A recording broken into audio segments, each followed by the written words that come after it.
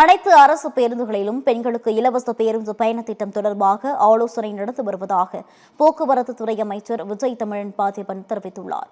சேலத்தில் செய்தியாளர்களை சந்தித்த அவர் இது தொடர்பான அறிவிப்பை முதலமைச்சர் விஜய் விரைவில் வெளியிடுவார் என்று குறிப்பிட்டுள்ளார். போக்குவரத்து துறையில் உள்ள குறைகளை முதலமைச்சர் கவனத்திற்கு எடுத்து சென்று இருப்பதாகவும் அமைச்சர் பார்த்திபன் குறிப்பிட்டுள்ளார். தேர்தல் வாக்குறுதியில பெண்களுக்கான இலவச பயணம் குறித்து அறிவிக்கப்பட்டது. அதற்கான திட்டங்கள் ஏதாவது இப்ப தொடங்கப்பட்டிருக்கா? அதற்கான பணிகள் தொடங்கிருக்கீங்களா? அதற்கான பணிகள் தொடர்ந்து ஆலோசனை எல்லாமே நடந்துகிட்டு இருக்கு. கூடி சீக்கிரம் மாண்புமிகு தமிழக முதலமைச்சர் அவர்கள் அறிவிப்பார்.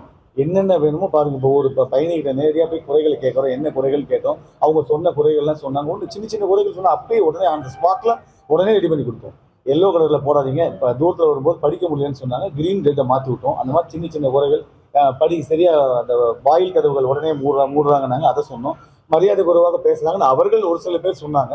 உடனே இவங்களை கூப்பிட்டு அதுக்கான அறிவுரைகள் சொல்லியிருக்கோம். அந்த மாதிரி ஒவ்வொரு நாளும் என்ன விபத்து என்ன வந்தாலும் சரி, அதை உடனே முதல்வர் கவனத்துக்கு கொண்டு போயிட்டு இருக்கோம்.